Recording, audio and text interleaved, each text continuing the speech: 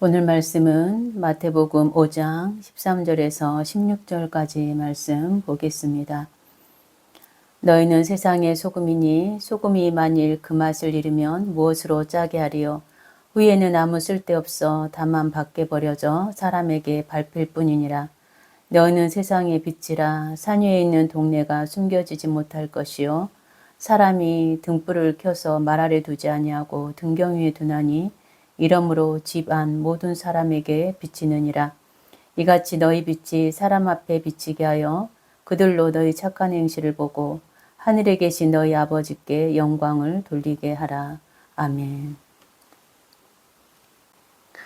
오늘 본문은 예수님의 산상수훈 중에 제자의 정체성과 사명을 비유로 가르치고 있습니다.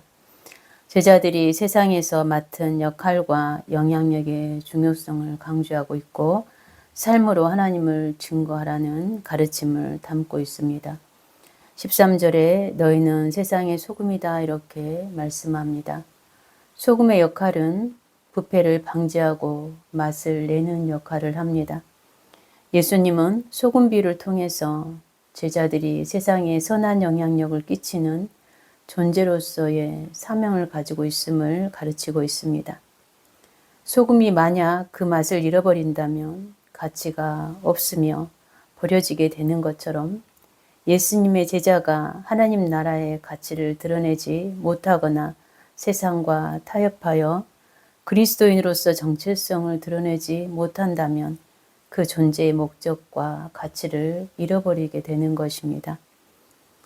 그리스도인의 삶은 거룩함을 지키고 세상 속에서 그리스도의 증인으로서 살아가야 하는 것입니다.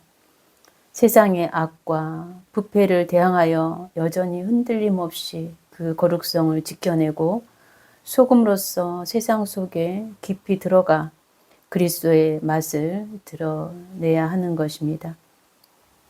그리고 복음의 씨를 뿌려 하나님 나라를 이루는 것이 그리스도인의 사명입니다. 14절에서는 너희는 세상의 빛이라 말씀합니다. 빛은 어둠을 밝히고 길을 인도하고 진리를 드러냅니다. 우리는 그리스도의 빛을 담지하고 있고 그 빛을 세상에 비추는 자라고 주님은 말씀하는 것입니다. 참다운 제자가 되면 자신을 숨기려 해도 드러날 수밖에 없고 어둠 가운데 바라는 그 빛처럼 자연스럽게 하나님의 영광을 드러내는 삶을 살게 됩니다. 우리는 영적 어두움을 밝히고 하나님을 증거하는 존재로 부름을 받았습니다. 산 위에 세워진 마을은 멀리서도 분명히 보이는 것처럼 제자의 삶은 세상 속에서 감추어질 수 없습니다.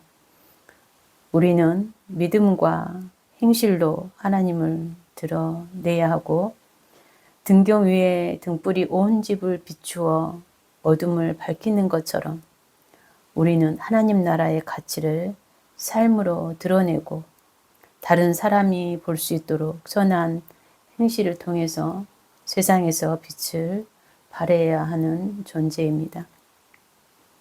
우리의 선행을 통해서 세상 사람들은 하나님을 알게 됩니다. 우리의 선행을 통해서 하나님께 영광을 돌리게 되는 것입니다. 이러한 선행은 단순한 도덕적인 행위가 아니라 하나님께서 우리에게 주시는 그 사랑과 은혜를 삶으로 실천하는 것입니다. 빛의 삶은 그리스도를 통해서 배울 수 있습니다. 그리스도는 사랑의 빛을 비추었습니다. 예수님은 모든 사람을 사랑하셨습니다. 죄인과 병든 자, 소외된 자들까지 차별 없이 대하셨고 그들을 치유하시고 위로하셨습니다. 그리고 자신의 생명을 우리를 위해서 주시기까지 죄인된 우리를 사랑하셨습니다. 우리에게도 내가 너희를 사랑한 것 같이 너희도 서로 사랑하라 이렇게 당부하셨습니다. 예수님의 사랑의 절정이 십자가입니다. 하나님께서 우리에게 주신 그 사랑은 완전하며 영원한 사랑입니다. 우리가 형제 자매를 사랑하고 이웃을 사랑하는 것은 예수 그리스도의 그 영이 우리 안에 있기 때문에 가능한 일입니다. 그 예수가 저와 여러분 안에 충만하기를 원하고 그리스도의 사랑을 세상에 비출 수 있는 그러한 존재로서의 삶을 살기를 축복합니다. 사도 바울도 고린도전서 13장에 사랑에 대해서 이렇게 노래하고 있습니다. 내가 사람의 방언과 천사의 말을 할지라도 사랑이 없으면 소리나는 구리와 울리는 꽹과리가 된다고 말합니다. 내가 예언하는 능력이 있을지라도 또 모든 비밀과 모든 지식을 안다고 해도 그리고 산을 옮길 만한 모든 믿음이 있다고 해도 사랑이 없으면 아무것도 아니라고 말합니다. 내가 내게 있는 모든 것으로 구제한다 할지라도 또 내 몸을 불사르게 내준다고 할지라도 사랑이 없다면 아무 유익이 없다고 말씀합니다. 사랑은 오래 참는 것이고 사랑은 온유하고 시기하지 아니하며 사랑은 자랑하지 않는 것이고 교만하지 않는다고 말씀합니다. 사랑은 무례히 행치 아니하고 자기의 유익을 구하지 아니하고 성내지 아니하고 악한 것을 생각하지 않는다고 말씀합니다. 불의를 기뻐하지 아니하고 진리와 함께 기뻐한다고 말씀합니다. 그리고 모든 것을 참고 모든 것을 믿고 모든 것을 바라고 모든 것을 견디는 것이 사랑이라고 합니다. 예언도 패하고 방언도 패하고 지식도 패하겠지만 사랑은 언제까지나 떨어지지 않는다고 이렇게 말씀하고 있습니다.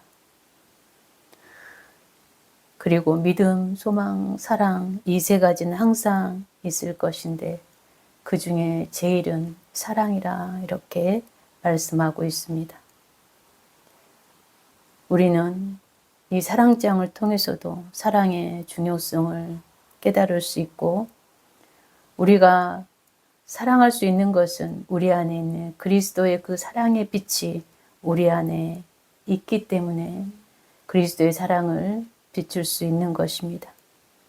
그리스도의 그 사랑이 우리 안에 충만하여 찬란한 사랑의 빛을 이웃에게 비출 수 있는 그러한 아름다운 성도들 교회가 되기를 원합니다. 둘째, 예수님은 화평의 빛을 비추셨습니다. 예수님은 십자가를 통해서 하나님과 원수되었던 우리들을 화목하게 하셨습니다. 그리스도는 우리의 중보자가 되셔서 하나님께 나아갈 수 있는 길을 열어주셨습니다. 우리가 누리는 이 평화는 그리스도의 희생을 통해서 얻어진 것입니다. 그리스도의 영을 가진 우리 또한 우리 안에 있는 그 그리스도의 영으로 말미암아 화평의 도구가 되었습니다. 가정에서, 교회에서, 사회에서 모든 사람과의 관계 가운데서 우리는 그 그리스도의 용서와 사랑을 실천하고 화평을 이루는 삶을 통해서 그리스도를 드러내는 그러한 빛이 되었습니다. 성 프란시스의 기도문 중에 평화의 기도라는 그 기도 내용을 잠깐 소개하려고 합니다. 평화의 기도는 우리가 찬양으로도 많이 불리고 있는 기도입니다. 주여 나를 평화의 도구로 써주소서. 미움이 있는 곳에 사랑을, 상처가 있는 곳에 용서를, 분열이 있는 곳에 일치를, 의혹이 있는 곳에 믿음을 심게 하소서. 주여 나를 평화의 도구로 써주소서. 오류가 있는 곳에 진리를, 절망이 있는 곳에 희망을, 어둠이 있는 곳에 광명을, 슬픔이 있는 곳에 기쁨을 심게 하소서. 위로받기보다는 위로하고 이해받기보다는 이해하며 사랑받기보다는 사랑하며 주님을 온전히 믿음으로 영생을 얻기 때문입니다. 주여 나를 평화의 도구로 써주소서. 저는 여러분이 이러한 평화의 도구가 되기를 원하고 평화의 빛이 되어 많은 사람들 가운데서 화평과 화목을 이루는 도구들이 되기를 원합니다. 셋째, 진리의 빛을 비추셨습니다. 예수님은 모든 사람에게 하나님의 진리를 가르치셨습니다. 그리고 예수님 자체는 진리의 빛이셨습니다. 그분은 거짓에 대해서는 강하게 꾸짖으시고 거룩한 분노를 바라시며 또 참된 것을 가르치셨습니다. 성전에서 장사하는 장사꾼들을 향해서 내 집은 만민이 기도하는 집이라고 말씀하시면서 그 장사꾼들을 내쫓으셨고 그들의 상을 엎으시면서 성전을 깨끗하게 하셨습니다. 거짓 종교 지도자들인 서기관과 바리새인들을 향해서는 회칠한 무덤 같으니 겉으로는 아름답게 보이나 그 안에는 죽은 사람의 뼈와 모든 더러운 것이 가득하도다 하면서 그들의 외식을 강하게 꾸짖으셨습니다. 진리의 빛 앞에 거짓이 드러나게 되고 진리의 빛 앞에 거짓은 판단을 받게 됩니다. 그 진리의 빛이 여러분 안에 있음을 선포합니다.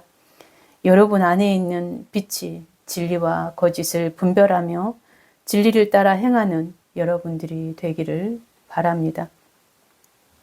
이 세상의 풍조를 따라가는 자들이 아니라 진리를 따라 행하는 교회와 성도들이 되기를 원합니다. 넷째, 예수님은 희생과 섬김의 빛을 비추셨습니다. 예수님은 하나님의 아들이심에도 불구하고 겸손히 인간의 몸을 입고 오셔서 우리를 섬겨주셨습니다. 우리 죄를 대속하시기 위해서 자신을 희생하심으로써 우리에게 구원의 길을 열어주셨습니다. 요한복음 12장 24절에도 내가 진실로 진실로 너희에게 이르노니 한 알의 밀이 땅에 떨어져 죽지 아니하면 한 알 그대로 있고 죽으면 많은 열매를 맺으리라 이렇게 말씀하십니다. 죽지 않으면 열매도 없습니다. 희생이 없으면 열매를 기대할 수 없습니다.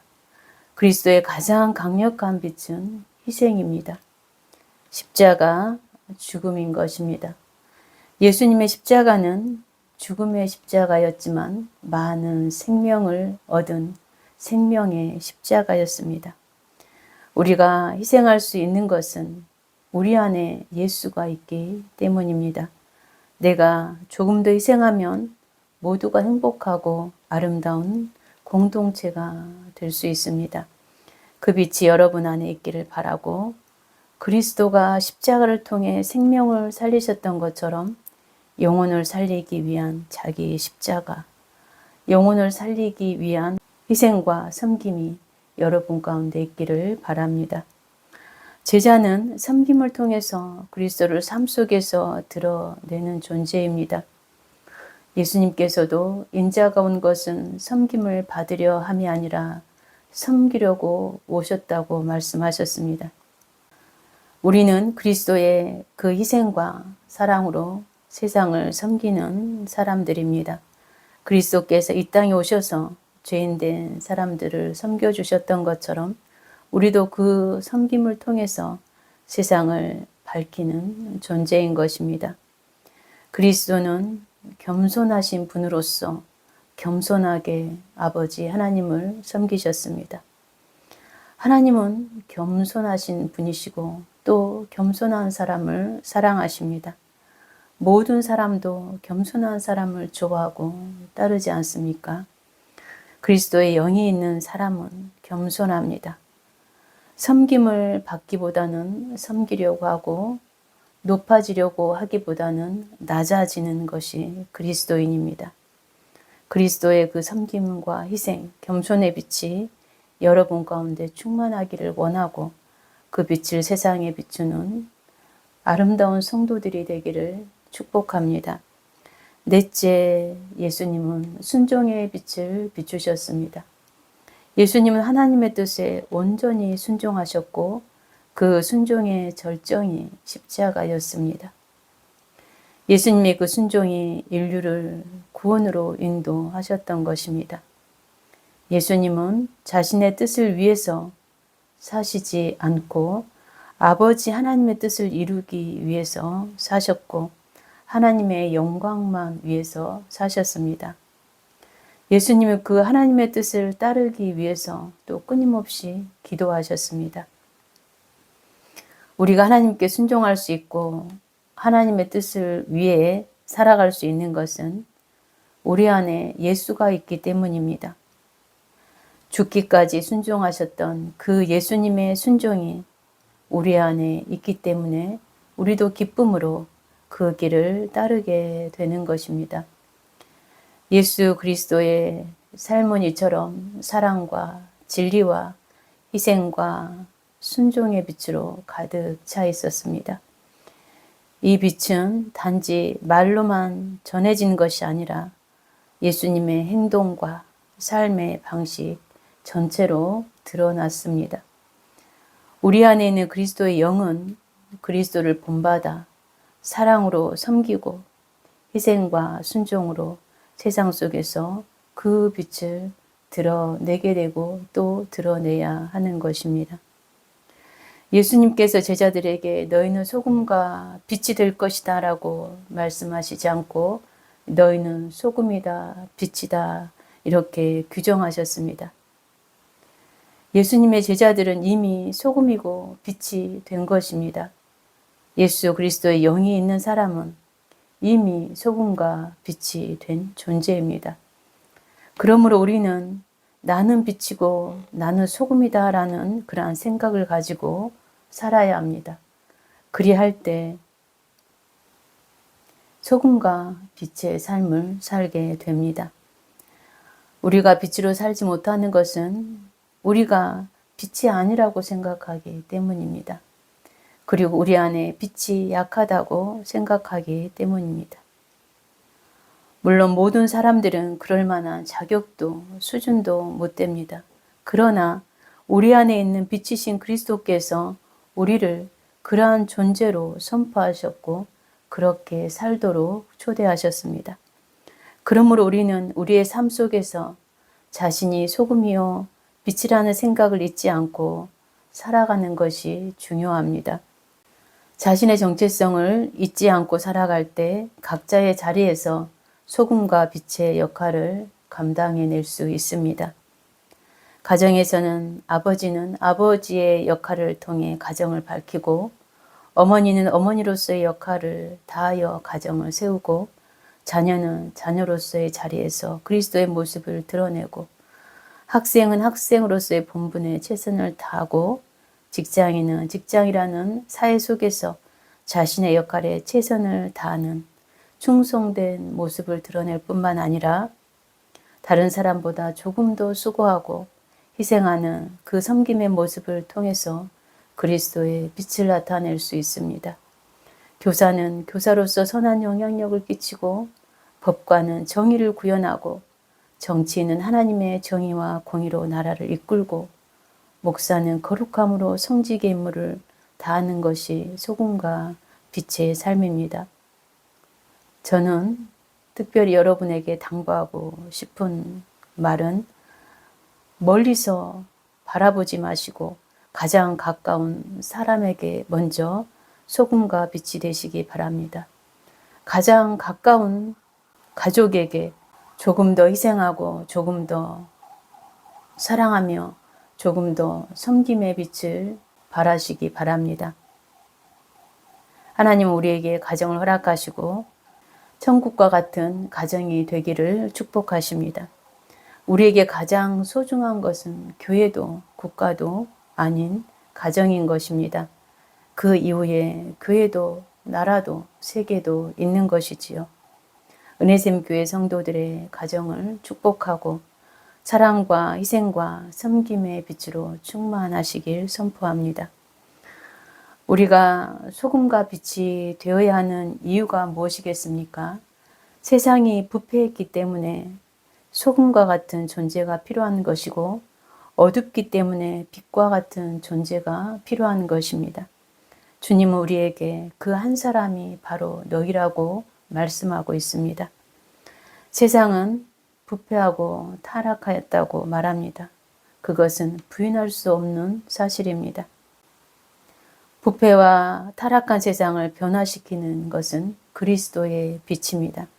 그것이 아니면 어떠한 것도 세상을 변화시킬 수 없습니다. 그리스도의 빛이 여러분 안에 충만하기를 선포합니다. 여러분이 세상을 변화시키고 사회와 경제와 정치와 또 문화 등 각 영역을 변화시키는 그 빛이 되기를 선포합니다. 그러나 세상 속에 있는 교회도 부패와 타락의 역사를 반복해 오고 있음을 우리는 보게 됩니다. 오늘날도 우리는 교회와 목회자의 부패성을 보고 있습니다. 교회의 거룩성이 훼손되고 하나님의 이름이 모독을 받고 있는 것을 보고 있습니다. 예수님께서 만약 그들을 보신다면 서기관과 바리새인들을 꾸짖으셨던 것처럼 강하게 그들을 꾸짖으셨을 것입니다. 저는 한국 교회의 소금과 빛의 성도들이 불같이 일어나기를 원합니다. 그리하여 부패한 교회를 개혁하고 정화하기를 원합니다. 지금 한국 교회는 그러한 때가 되었다고 생각합니다. 예수님의 그 정의의 빛이 깨어있는 교회들에게 타오르기를 원하고 한국 교회가 새롭게 변화되어서 빛과 소금의 역할을 온전히 감당하기를 간절히 원합니다. 은혜샘 교회가 빛과 소금의 역할을 온전히 감당하는 교회가 되기를 바라고 여러분들이 가는 곳마다 그리스도의 빛이 찬란하게 빛나길 간절히 축원합니다. 기도하겠습니다.